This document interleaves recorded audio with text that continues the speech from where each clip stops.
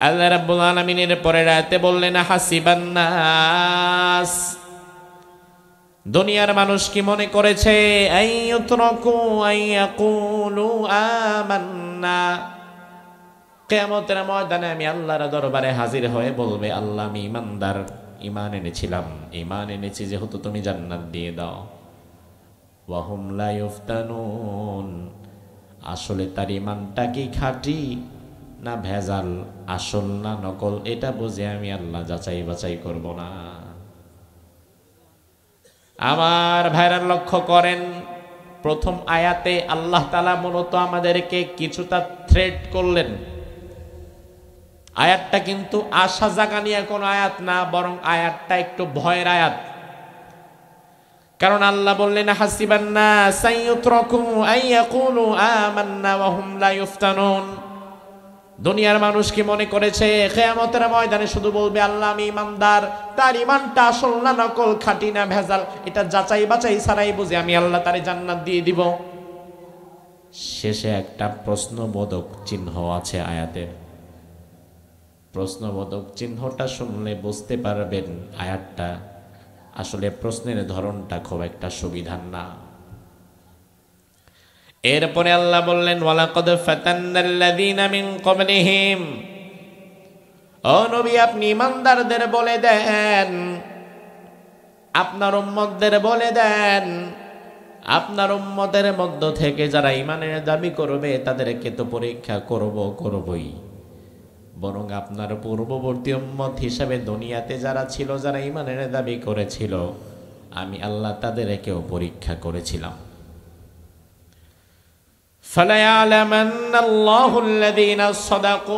এই কারণে আমি আল্লাহ জানতে চাই ঈমানের দাবিতে কে সত্যবাদী।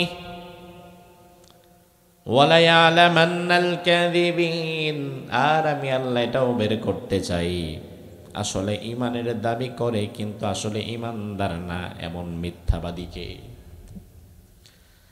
আমার ভাইরা, তার মানে আমরা বুঝে নিলাম শুধু ঈমানের দাবি করলেই ঈমানদার হওয়া যায় না, শুধু নামের আগে মুহাম্মদ শব্দটা থাকলে ঈমানদার হওয়া যায় না, শুধুমাত্র মুসলমানের মতো নাম রাখলেই মুসলমান ঈমানদার হওয়া যায় না, মুসলমানের মতো নাম রাখলেই যদি মুসলমান ঈমানদার হওয়া যেত তাইলে মোহাম্মদ জাফর ইকবাল, মোহাম্মদ হুমায়ুন আজাদ, হুমায়ুন আহমদ, তাসলিমা নাসরিন, এই নামগুলো তো ইসলামের সুন্দরতম নাম। তবে মোহাম্মদ নাম রাখলে ইসলাম হওয়া ঈমানদার হওয়া যায় না, মোহাম্মদ নাম রাখলে ঈমানদার হওয়া যায় না যেমন জাফর ইকবাল, ভালো সুন্দর নাম রাখলে ঈমানদার নারী হওয়া যায় না যেমন তসলিমা নাসরিন।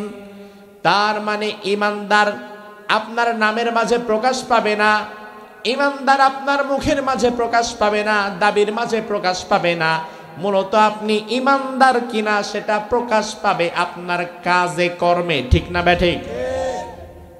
নাম রাখি খুব সুন্দর অথচ কাজগুলো সুন্দর না, নাম অনেক সুন্দর অথচ ওই নাম যা রাখছে ওনার কাজকর্ম সম্পূর্ণ নামের উল্টা। আছে না নাই? আপনাদের দিকে নাই? যারা ভালো ভালো নাম রাখে ওনারা সবাই আল্লাহর ওলি, তাই না? আমার ভাইরা লক্ষ্য করেন, এই আয়াতগুলো তখন নাজিল হলো, কোরআনুল কারীমের প্রতিটি আয়াত নাজিলের পেছনেই একটা প্রেক্ষাপট রয়েছে, এটাকে বলা হয় শানে নুজুল। যে প্রেক্ষিতে আল্লাহ এই আয়াতে কারিমাগুলো নাজিল করেছেন, এই সুন্দর আয়াতগুলো নাজিল করার পেছনেও একটা প্রেক্ষাপট রয়েছে। তাফসীরে ফাতহুল মাজিদ আব্দুল্লাহ ইবনে মাসউদ রাদিয়াল্লাহু আনহু এই আয়াত নাজিলের প্রেক্ষাপট বলেছেন, এই সূরাটা মূলত মাক্কি সূরা। জোরে কোন কি সূরা? কি সূরা? কোরআনুল কারীমের সূরাগুলো কয় ভাগে বিভক্ত?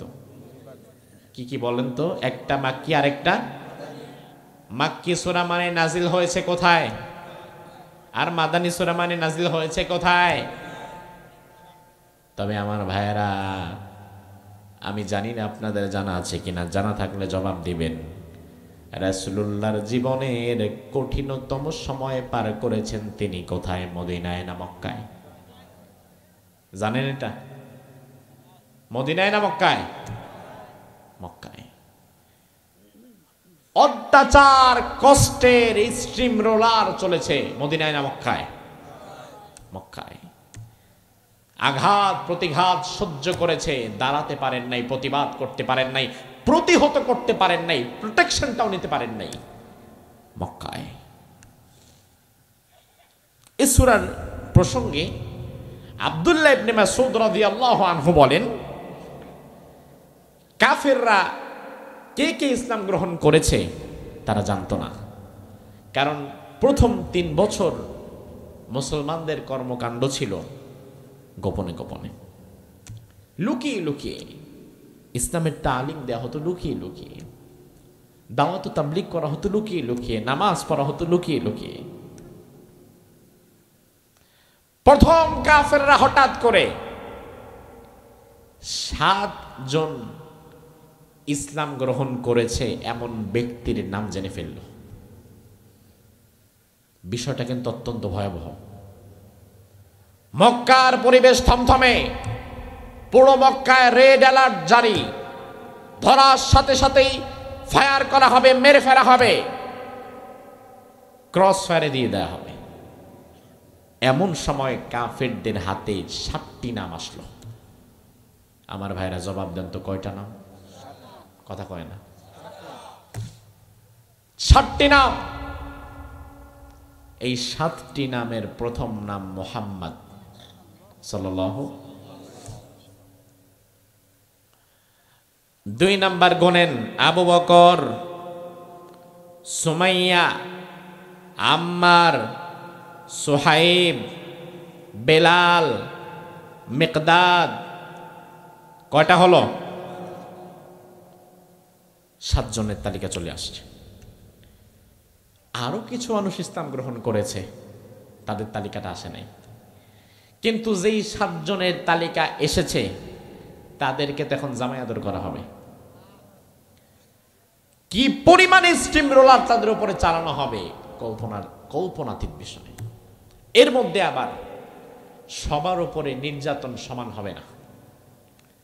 নেতৃস্থানীয়, উচ্চবংশীয়, অর্থবিত্তশালী তাদের উপরে স্টিম রোলার খুব একটা চালানো যাবে না। যেমন আবু বকর, বংশোচ্চ মর্যাদার আবু বকর গায়ে হাত দিলে সামনে আরো একটা গোষ্ঠী চলে আসবে, তাকে হাত দেওয়া যাচ্ছে না।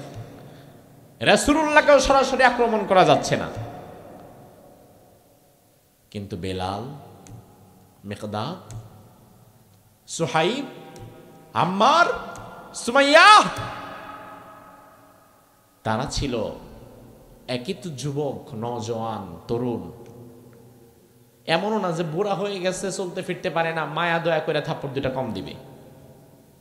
তরুণ যুবক, এর উপরে বংশমর্যাদা নাই, অর্থবিত্ত নাই, সবগুলা হচ্ছে চাকর, কৃতদাস। তাহলে বুঝেন, মায়ের তো মাটিতে পড়বেই না, মাটিতে যদি 2-1টা পড়ে এটা তুই আবার দেয়া হবে। আমার প্রিয় যুবক তরুণ ভাইরা, ইসলামের পিলারের প্রথম রক্তটা দিয়েছে যুব সমাজ। যুব সমাজের রক্তের বিনিময়ে ইসলাম 1500 বছর পরেও মদিনার গণ্ডি পেরিয়ে সোনার বাংলায় চলে এসেছে। এর মাঝে মিশে আছে হাজারো যুবকের রক্ত। সুবহানাল্লাহ বলবেন না? তাহলে ইসলামী যুবকদের দাম বেশি না কম? তরুণদের দাম বেশি না কম? ইসলামের যুবকদের দাম কত বেশি আপনি রাসূলুল্লাহর দিকে তাকালে দেখেন। আল্লাহর হাবিব একদিন সাহাবায়ে কেরাম রিদওয়ানুল্লাহি আলাইহিম আজমাইনদেরকে নিয়ে এশার সালাতের পরে কিছু আলোচনা করছিলেন। এমন সময় একজন সাহাবী দৌড়িয়ে চলে এলেন রাসূলুল্লাহর বয়ান শোনার জন্য। এসে দেখে ডানে বামে সামনে পেছনে কোনো জায়গা নাই। ওই সাহাবী কোথায় বসবে? একদম সবার শেষে ওই সাহাবী দাঁড়িয়ে আছে। আল্লাহর হাবিব ওই সাহাবীকে দেখে নিজের ঘাড়ের রুমাল, নিজের চাদরটা এইভাবে খুললেন, চাদরটা খুলে সাহাবীকে এইভাবে ঢিল ছুড়লেন, এই সাহাবী তুমি ধরো। সব সাহাবীর অবাক, কি ব্যাপার, রাসূলুল্লাহর গায়ের চাদর রাসূল আবার কাকে দেয়? ওই সাহাবীকে ঢিল দিয়ে রাসূল বললেন, আমার চাদরটা বিছিয়ে ও যুবক তুমি আমার চাদরের উপরে বসে পড়ো। একজন যুবক তরুণকে রাসূলুল্লাহ কতটা আপন করে নিতেন, যেটা আজকের মুরব্বীরা আমরা পারি না। এজন্য যুবকদের মধ্যে এবং বয়স্কদের মধ্যে একটা জেনারেশন গ্যাপ হয়ে যায়। একে অপরের ভাষা বোঝে না, একে অপরের সাইকোলজি বোঝে না, এটা বোঝা দরকার। রাসূলুল্লাহ বুঝতে পেরেছিলেন সমাজ পরিবর্তন করার জন্য আমার দরকার যুব সমাজকে, তারুণ্যের এই শক্তিকে। ১৫০০ বছর আগে জাহিলি যুগের গোটা সমাজকে ভেঙে চুরমাচুর করে দিয়েছিলেন রাসূল, গোটা সমাজ বিপ্লব করেছিলেন রাসূলুল্লাহ। তার মোক্ষম অস্ত্র ছিল যুব সমাজের এই স্পিরিট, যুব সমাজের এই শক্তি। এটা আজও পৃথিবীর চিরাচরিত নিয়ম।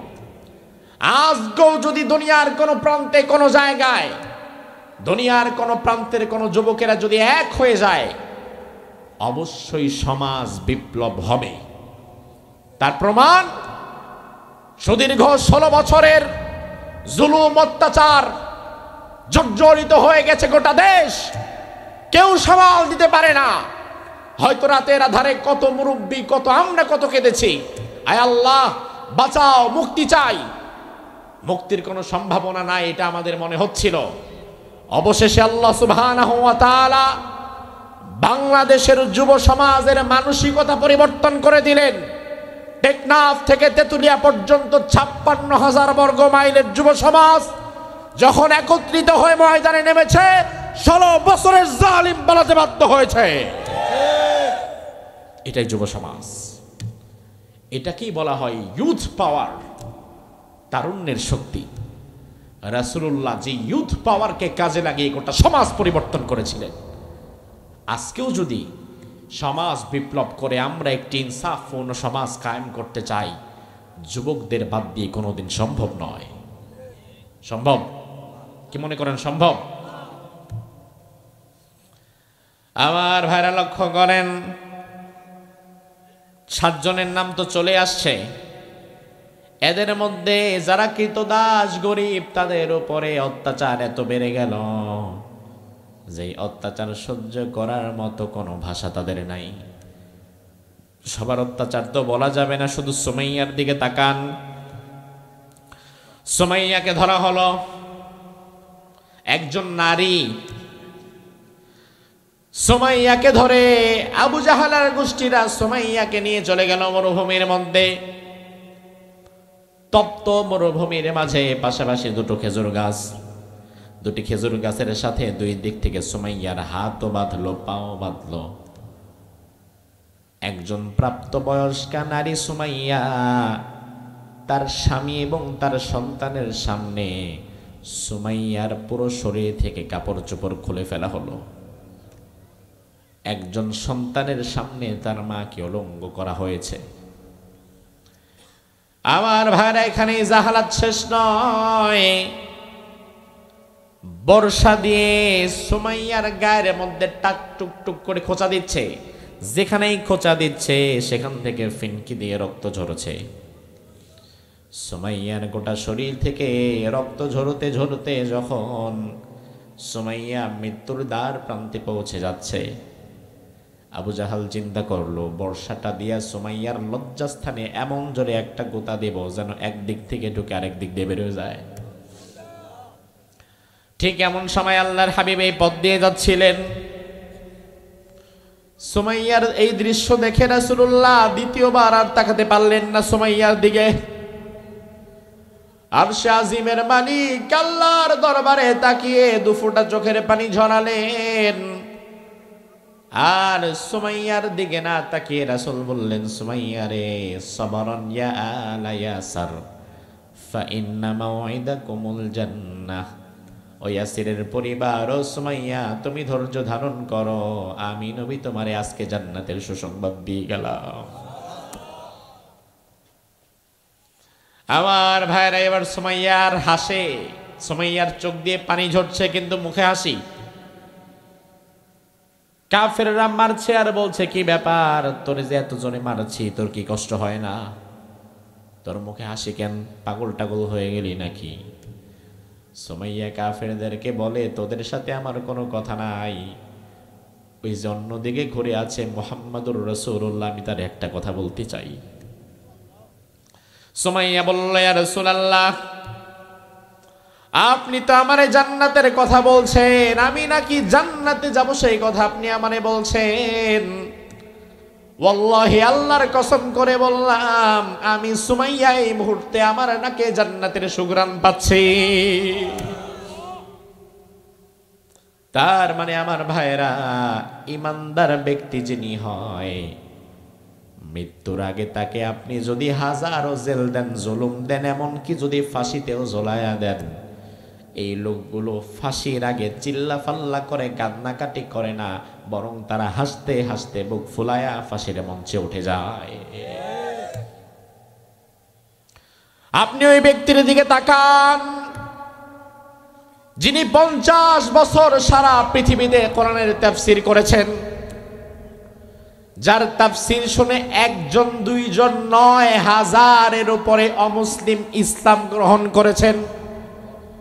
ওই ব্যক্তিকে 1 বছর 2 বছর নয়, টানা 13 বছর জেলখানার অন্ধপ্রকোষ্ঠে রেখে তিলে তিলে তিলে তিলে যখন মেরে ফেলা হচ্ছিল, এমনকি ইন্তেকালের আগ মুহূর্তে আপনাদের মনে আছে কিনা জানি না, তাকে নিয়ে যাওয়া হলো পিজি হাসপাতালে, যেটার নাম এখন তখন দেয়া হয়েছিল বঙ্গবন্ধু মেডিকেল কলেজ। সেখানে নিয়ে যাওয়া হলো। গাড়ি থেকে যখন নামানো হচ্ছিল, হাঁটতে চলতে পারে না, শরীরটা বড় দুর্বল হয়ে গিয়েছে। 13টা বছরের কষ্ট ক্লেশ দুজন প্রহরীর ঘাড়ে ভর দিয়ে যখন তাকে নিয়ে যাওয়া হচ্ছিল, আমি জানি না ভাই তোমার মনে আছে কিনা, মৃত্যুর ঘণ্টাখানেক আগে কিন্তু তিনি মুচকি হাসি দিয়ে একটা সালাম দিয়েছিলেন। আপনাদের কি মনে আছে? মুচকি হাসি দিয়ে আসসালামু আলাইকুম একটা সালাম দিয়েছিলেন। কয়েক ঘন্টা পর খবর আসলো আল্লামা সাঈদী আর দুনিয়াতে নাই। আমি পরবর্তীতে অনেক চিন্তা করলাম, একজন মানুষ মৃত্যুর আগ মুহূর্তে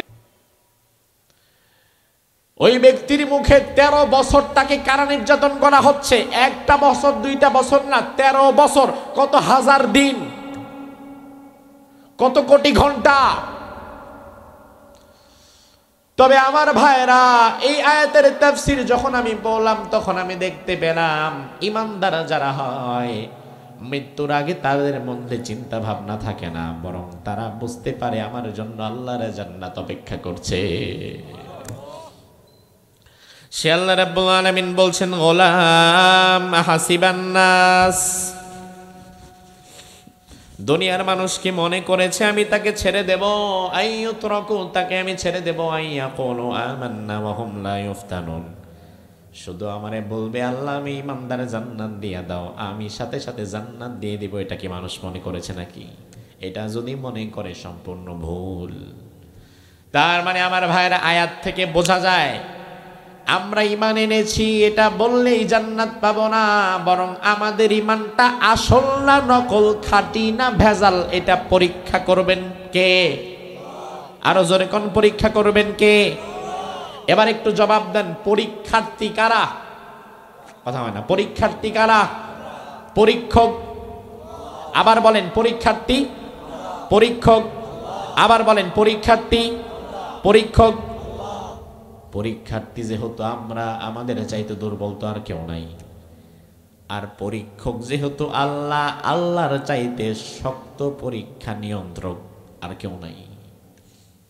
যদি কখনো বিষয়টা এমন হয়, ক্লাস 5-এর স্টুডেন্টরা শুনে এইবারের পরীক্ষায় আমাদের প্রশ্ন 5-এর ক্লাস টিচার করবে না, করবে কলেজের প্রফেসর, শোনার সাথে সাথে কলেজের পানি অর্ধেক শেষ।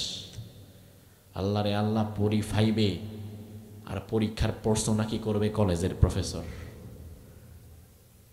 আমার ভাইরা বোঝেন, নিজ ক্লাসের স্যার প্রশ্ন করলেই তো দফা রফা হয়ে যায়, আর সেখানে আমি যেই ক্লাসে পড়ি এই ক্লাস থেকে আরো ৫-৭-১০ ক্লাস উপরের কেউ যদি প্রশ্ন করে, তাইলে তো প্রশ্ন পড়ার আগেই পানি খাওয়া শুরু। তাইলে পরীক্ষার্থী আমরা, আর পরীক্ষক তো আল্লাহ।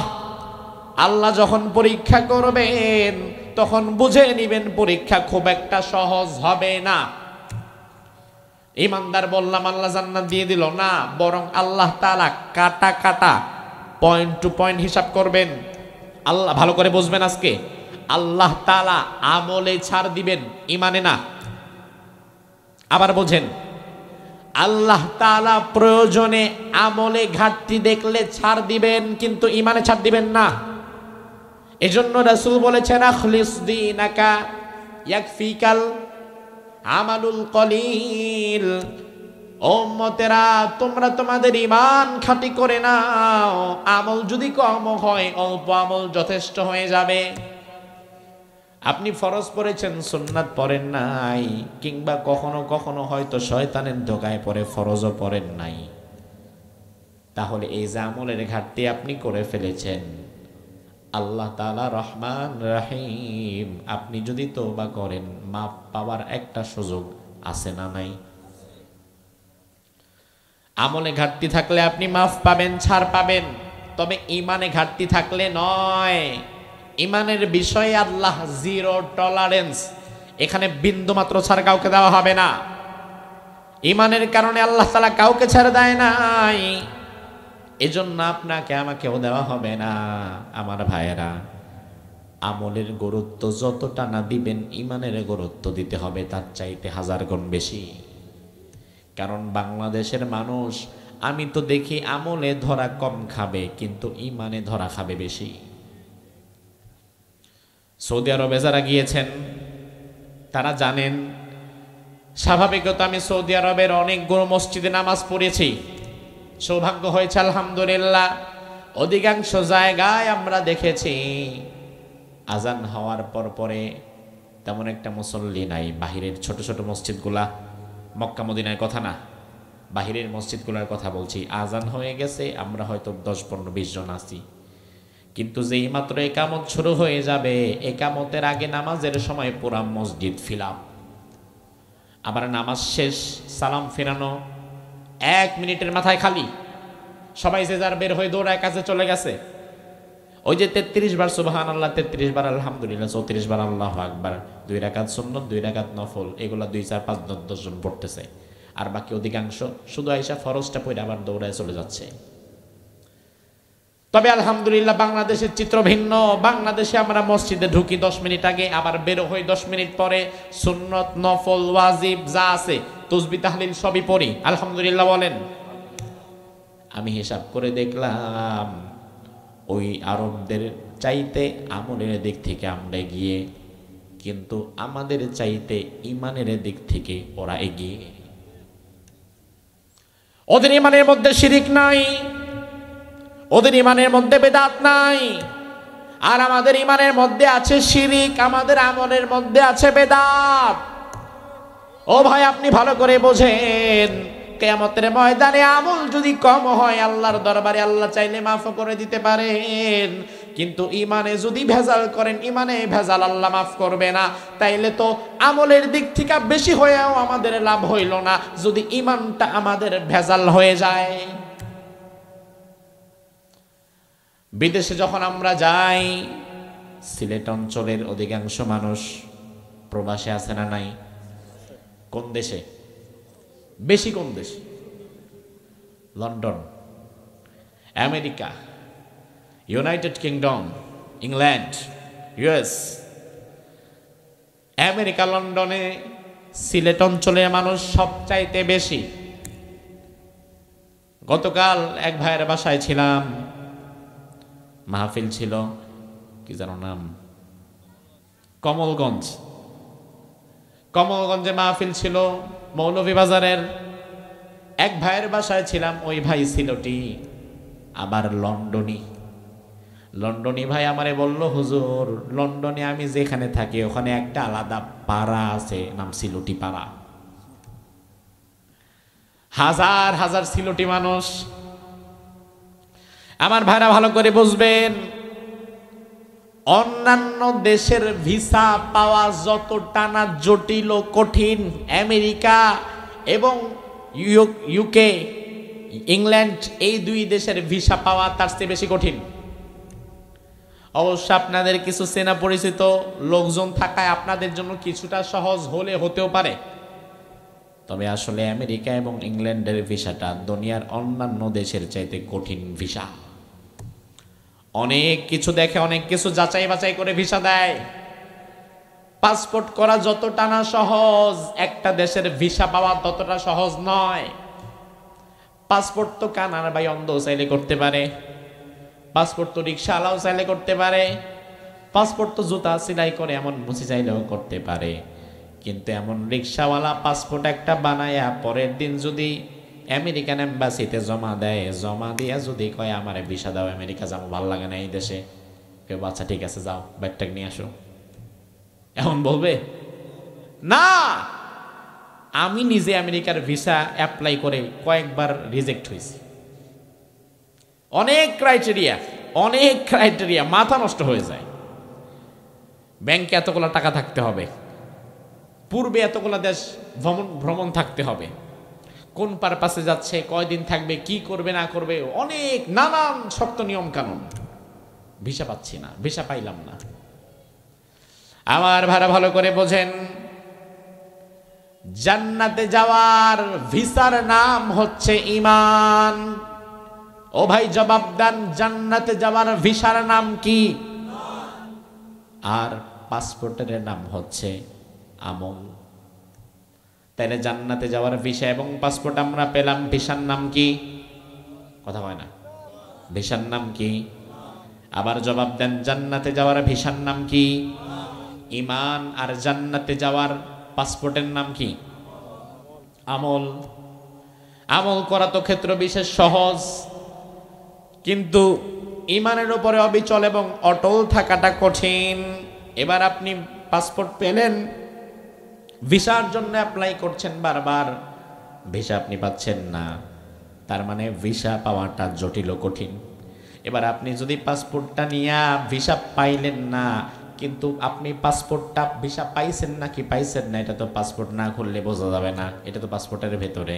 পাসপোর্টটা নিয়ে সুন্দরভাবে ব্যাগপত্র গোছায় যদি আপনি এয়ারপোর্টে চলে যান, কোনো মতে আগের গেটগুলা ফাঁকি ঝুঁকি দিয়া যখন আপনি ইমিগ্রেশন অফিসারের সামনে চলে যাবেন, ইমিগ্রেশন অফিসার তাকে আপনি বলবেন যে আমেরিকা চলে যাব, বিমানে উঠবো, টিকিটও কেটে ফেলছি, এই যে দেখেন। এবার ইমিগ্রেশন অফিসার আপনারে বলবে দেখি আপনার পাসপোর্ট দেখান। পাসপোর্ট বলবেন এই যে আমার হাতেই আছে। অফিসার তখন বলবো ঠিক আছে চলে যান বিমানে, এমনটা বলবে না, নেভার এভার। অফিসার আগে পাসপোর্ট নেবে, খুলবে, দেখবে, চেক করবে, সন্দেহ হলে রিচেক করবে, ক্রস চেক করবে, আপনার সাথে মিলাবে, আপনারে হাজারটা প্রশ্ন করবে। এম্বাসি আপনারে ভিসা দিলেও অফিসার আপনারে বারবার প্রশ্ন করবে, সন্দেহ হলে কয়েকবার আটকাবে। ও ভাই এত সহজ না। দুনিয়াতে এক দেশ থেকে আরেক দেশে যাওয়াই যদি এত সহজ না থাকে, তাইলে আপনি সরাসরি জান্নাতে ঢুকে যাবেন, আল্লাহ বুঝি আপনার ঈমান নামক ভিসাটা একবার চেকও করবে না। দুনিয়ার অফিসার যদি 10 বার চেক করতে পারে, আমেরিকার দাম আর কত? জান্নাতের দাম আমেরিকার চাইতে না, গোটা দুনিয়ার চাইতেও জবাব দেন বেশি না কম? আমার ভাইরা জান্নাতের দাম কত দেখেন, আল্লাহর হাবিব বলেছেন দুনিয়ার সর্বশেষ যে ব্যক্তিকে আল্লাহ জান্নাত দিবেন, ওই ব্যক্তির জান্নাতটা দুনিয়ার 1টা 2টা দুনিয়া নয়, বরং দুনিয়ার 10টা দুনিয়ার সমান হবে। তাইলে যেই জান্নাতটা আপনি পাবেন, দুনিয়ার সব চাইতে ছোট জান্নাতটাও যদি পান, তাইলে এটাও যদি 10 দুনিয়ার সমান হয়, ওই 10 দুনিয়ার মতো সুবিশাল জান্নাত আল্লাহ আপনারে দিবেন, চেক না করে নাকি? অবশ্যই ঈমানকে আল্লাহ বারবার যাচাই বাছাই করবেন। এবার কিভাবে আপনার ঈমান আল্লাহ যাচাই বাছাই করবেন? আল্লাহ বললেন ওয়ালানাবলুওয়ান্নাকুম বিশাইইম মিনাল খাউফি ওয়াল জুই ওয়া নাকসিম মিনাল আমওয়ালি والأنفس والثمرات وبشر الصابرين سبحان الله বলেন আল্লাহ রাব্বুল আলামিন বলে বান্দা তোমার ঈমানকে আমি আল্লাহ যাচাই বাছাই করব পরীক্ষা করব এক নাম্বার পরীক্ষা দুনিয়াতে আমি তোমাকে করব বিশাই মিনাল খৌফ ভয় দিয়ে আতঙ্ক দিয়ে কি দিয়ে এজন্য আপনি দেখবেন দুনিয়াতে ইমানদার যারা হয় ইমানদারদেরকে কিন্তু সবাই ভয় দেখাতে চায় তবে ওই ভয় দেখে হতাশ হয়ে যায় যে সে পরীক্ষায় ফেল আর ওই ভয় দেখে আরো ইমানদার যিনি আল্লাহর প্রতি তাওয়াক্কুল বেশি করতে পারে তিনি পাস যেমন বর্তমানে বাংলাদেশের ইমানদারদেরকে বর্তমান বাংলাদেশের মুসলমানদেরকে মিডিয়ার মাধ্যমে সংবাদ প্রচারের মাধ্যমে বিভিন্নভাবে ভয় দেখাতে চায় পার্শ্ববর্তী আরেকটা দেশ নাম কি জোরে কোন নাম কি তবে দুঃখজনক বিষয় হচ্ছে বাংলাদেশে জন্মগ্রহণ করেছে বাংলাদেশে খায় বাংলাদেশে ঘুমায় বাংলাদেশেই তার সবকিছু কিন্তু বাংলাদেশের পক্ষে কথা না বলে ভারতের দালালি করে এমন মানুষও আছে না নাই লজ্জা থাকা দরকার তোমার কারণ আমার দেশ বাংলাদেশ আমি জন্মেছি এখানে যদি মরা লাগে আমি মরবো এখানে পালিয়ে যাব না কারো মতো হ্যাঁ বুঝলাম আমার দেশ গরিব বুঝলাম আমার দেশ খারাপ বুঝলাম আমার দেশ দুর্নীতিগ্রস্ত তাই বলে আমি অন্য দেশকে ভালোবাসবো না তার কারণ আমার ছেলে যদি খারাপ হয় আমার সন্তান যদি খারাপ হয় এই সন্তানকে ফালায় দিয়া আরেক বেডার পোলারে আমি আমার সন্তান বানাবো না সন্তান খারাপ কি হয়েছে শাসন আমি করব মানুষ আমি করব আমার সন্তান যদি খারাপ হয় লাগলে দুইটা চর আমি দেব তুমি দিবা না এটাই দেশপ্রেম এখন আমাদের লোকেরা রাজনীতির আগে নিয়ে আসছে দেশপ্রেম গোল্লায় যাক তবে আমার ভাইয়েরা ভালো করে মনে রাখবেন দেশ বাঁচলে তবেই না রাজনীতি এই জন্য আল্লাহর ওয়াস্তে আপনাদেরকে বলে যাই কোনোদিন রাজনৈতিক স্বার্থ হাসিলের জন্য এমন কিছু করবেন না যেটা নিজের দেশের স্বার্থের বিপরীতে যায়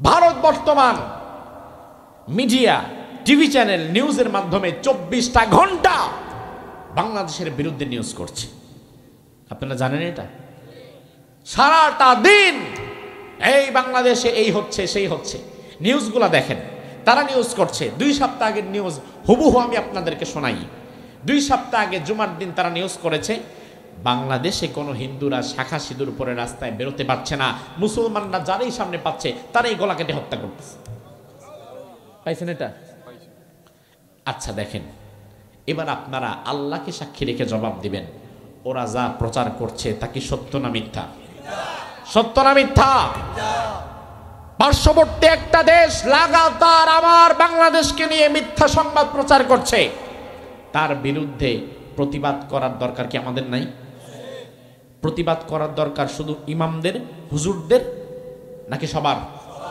কিন্তু দুর্ভাগ্যটা হচ্ছে প্রতিবাদ করে আপনাদের মতো কিছু সাধারণ মানুষ আর আমাদের মতো কিছু আলেম ওলামা তবে প্রতিবাদ করা সবার আগে দরকার ছিল বাংলাদেশের বড় বড় রাজনৈতিক দলের নেতা এবং কর্মীদের রাজনীতি করে তারা জবাব দিবে তারা প্রতিবাদ করবে রাষ্ট্রীয়ভাবে প্রতিবাদ করবে তবে আহারে কেউ করে না বরং আগামীতে যারা ক্ষমতায় যাওয়ার জন্য আট ঘাট বেঁধে রেডি হয়ে আছে তারাও করে না কারণ তারাও চিন্তা করে এই মুহূর্তে যদি ভারতের বিরুদ্ধে একবার প্রতিবাদ করি ভারত তো হয়তো আর আমার আগামীতে ক্ষমতায় সাপোর্ট দিবে না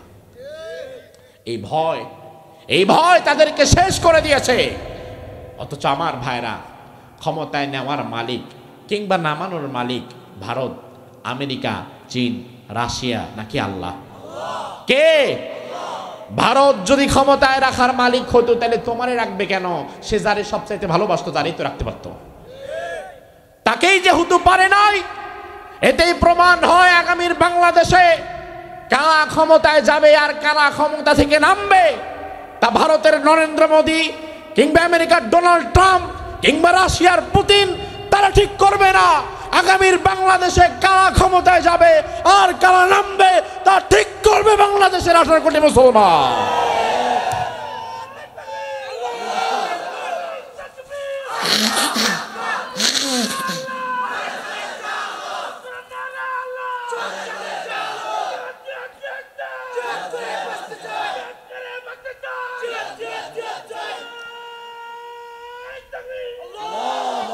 আমার ভাইরে যে কথাগুলা বললাম, এই কথা নিয়ে দেখবেন এক শ্রেণীর মানুষের গা আবার জ্বলা শুরু করবে। আছে না নাই? মনে হবে এদের শরীরের মধ্যে কেউ পেঁয়াজ আর মরিচ ডইলা দিছে।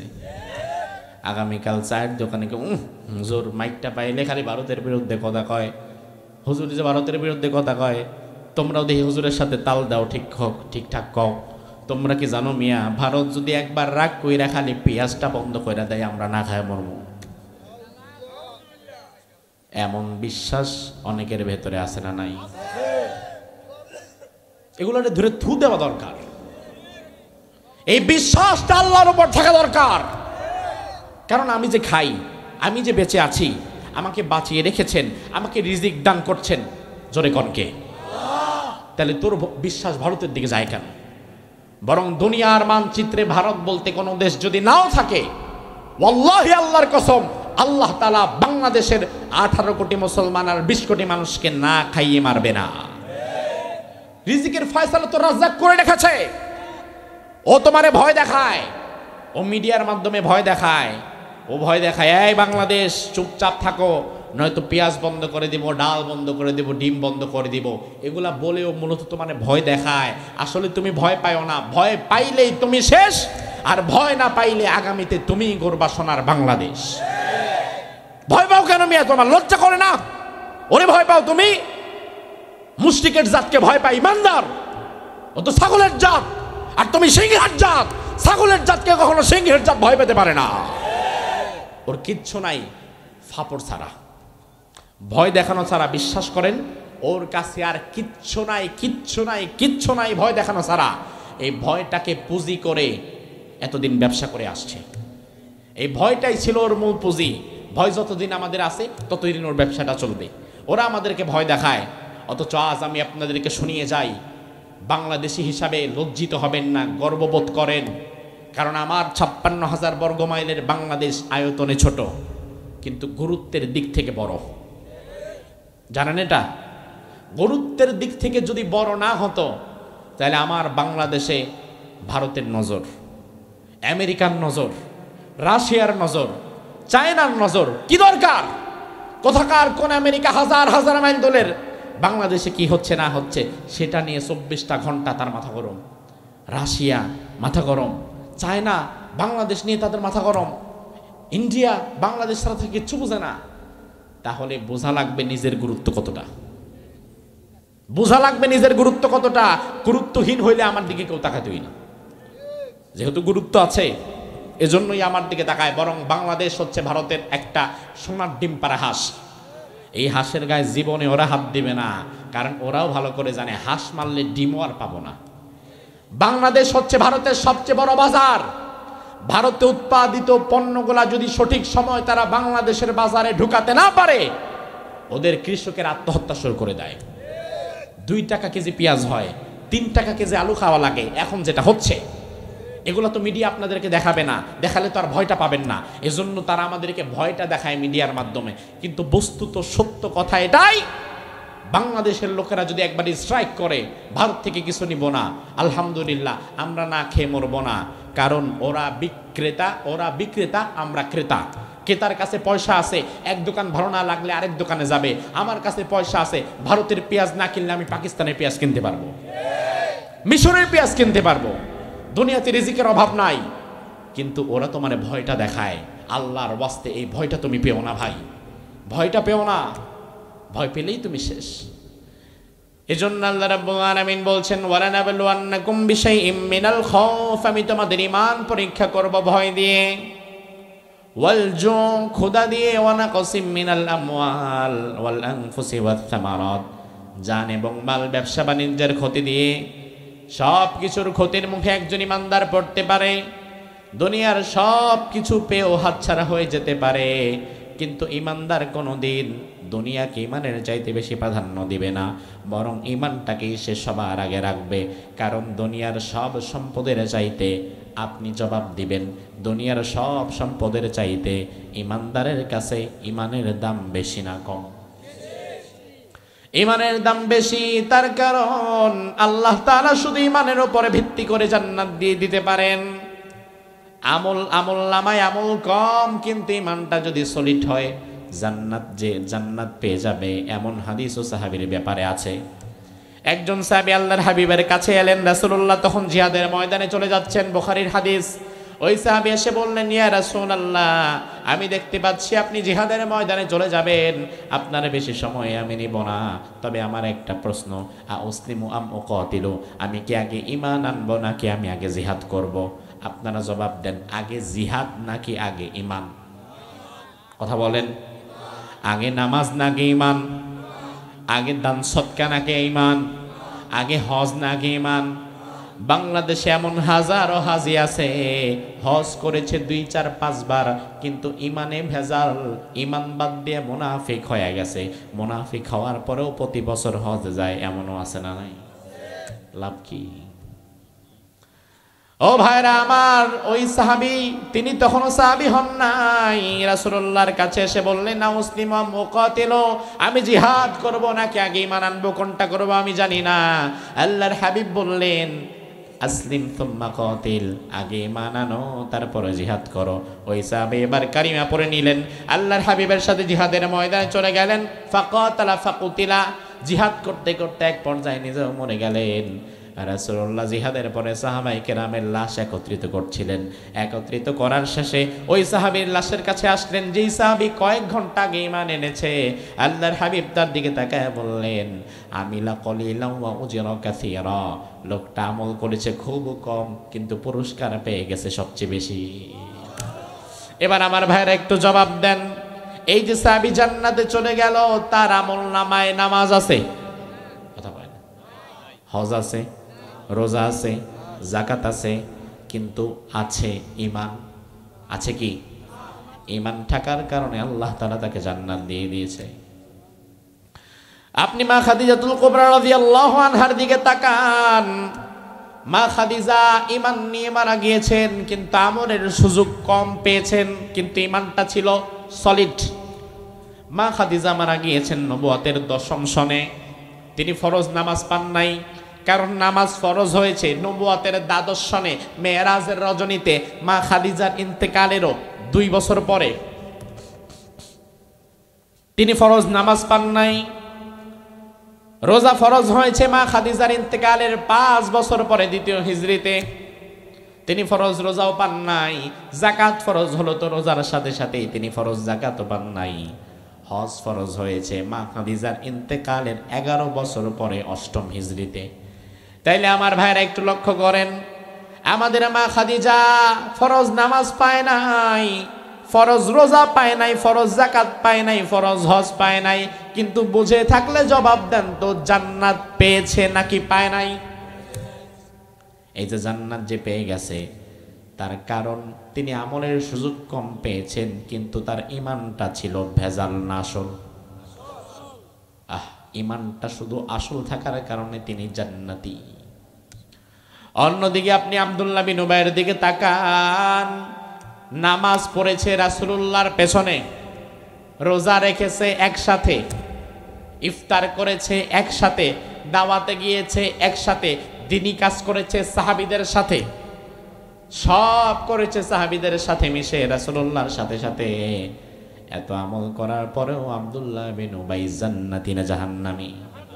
তাইলে এত আমল থাকার পরেও যদি জাহান্নামে যাওয়া লাগে, তাইলে বুঝে নিতে হবে তার ঈমানটা আসল না নকল, খাঁটি না ভেজাল। তাইলে ভেজাল ঈমান দিয়ে কি জান্নাতে যাওয়া যাবে? এখন আপনার ঈমানটা আসল না ভেজাল, এটা আল্লাহ পরীক্ষা করবেন। পরীক্ষা ছাড়া আল্লাহ তাআলা কাউকে ছাড় দিবে না।